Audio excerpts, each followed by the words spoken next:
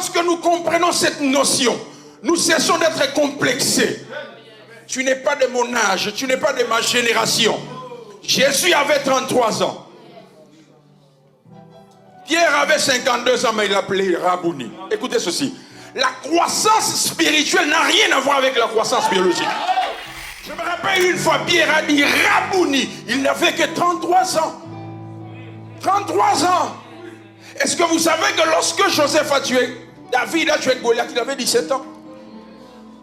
Il y a une génération des hommes et des femmes que Dieu va susciter.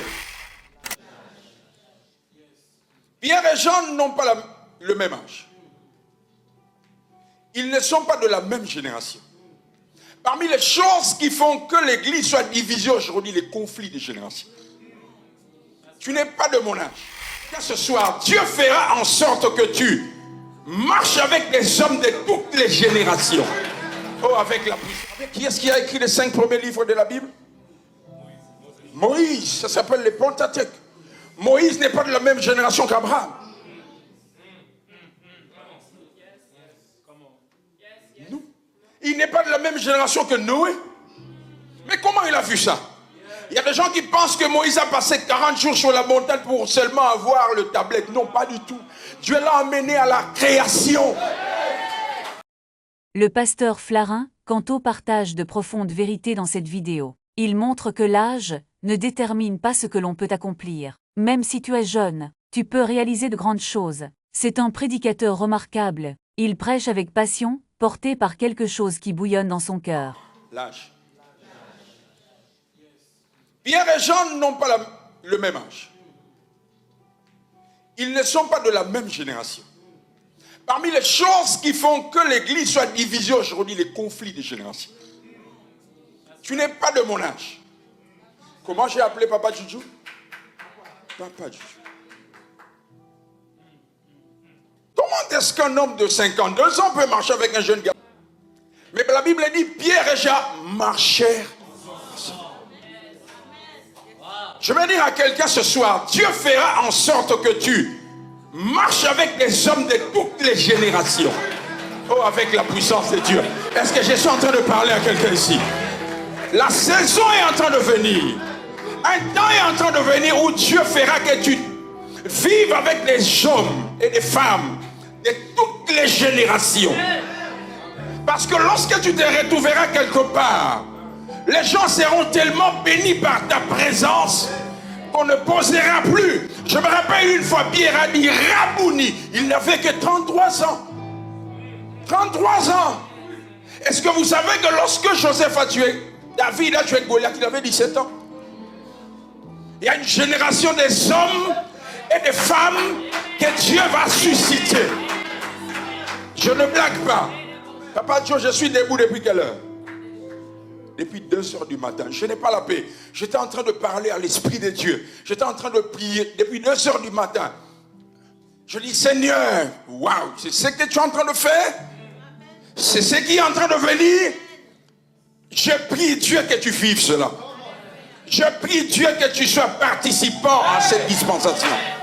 Parce que Dieu va revêtir des hommes et des femmes. Dieu va habiller des hommes et des femmes. Dieu va équiper des jeunes sœurs et des jeunes frères. Dieu fera que tu perces les générations. Pierre est en train de marcher avec Jean. Lorsque nous comprenons la notion de l'unité, nous cessons d'opérer dans cette futilité. Lorsque nous comprenons cette notion, nous cessons d'être complexés. Tu n'es pas de mon âge, tu n'es pas de ma génération. Jésus avait 33 ans. Pierre avait 52 ans, mais il l'appelait Rabouni. Écoutez ceci. La croissance spirituelle n'a rien à voir avec la croissance biologique. Rien à voir. Rien à voir. Un jour, Dieu vient voir Abraham. Il dit, je suis ton bouclier. Abraham, pardon, marche devant ma face et sois intègre. En grec, on dit sois mature. Abraham est âgé de 99 ans. Comment est-ce qu'on peut demander à un vieillard de 99 ans de grandir? Ça veut dire que la maturité n'a rien à voir avec l'âge. La croissance spirituelle. Tu peux devenir un géant à 16 ans. Tu n'as pas entendu. Non, tu n'as pas entendu. Tu peux devenir un géant en 21 ans. Je parle à une soeur ici. Tu peux devenir un soldat à 24 ans.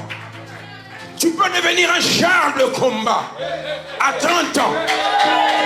Chez les Juifs, l'âge de 30 ans, c'est l'âge de la maturité. Oh, quelqu'un est là avec moi. J'arrête ce complexe de l'âge. Génération. Lorsque je maîtrise la notion de l'unité, j'opère dans toutes les générations. Je viens enlever ce que la Bible appelle ces forteresses. Ce système de pensée, cette façon de voir. J'amène ces pensées captives à l'obéissance du Christ. Je libère ton esprit de cette emprise. Je libère ton esprit de cette servitude. Tu seras libre dans tes pensées. Tu seras libre dans ta façon d'opérer. Dans ton milieu professionnel, tu vas opérer. Je pose la question à quelqu'un. Vous savez qui est-ce qui a écrit les 5 premiers livres de la Bible? Moïse, ça s'appelle les Pentateuques. Moïse n'est pas de la même génération qu'Abraham. Non. Il n'est pas de la même génération que Noé. Mais comment il a vu ça? Il y a des gens qui pensent que Moïse a passé 40 jours sur la montagne pour seulement avoir le tablette. Non, pas du tout. Dieu l'a amené à la création. Dieu l'a fait voir l'histoire de Joseph. Dieu l'a fait voir Isaac. Dieu l'a fait voir Abraham. Dieu l'a montré Noé. Oh non, il y a des gens qui ne croient pas. Je parle à quelqu'un ce soir. Dieu va t'emmener à une dimension où les choses que les aînés n'ont pas fait. Oh my God. Les choses que les gens de autres générations n'ont pas fait, tu le feras. Il y aura une onction, une attraction. Hein?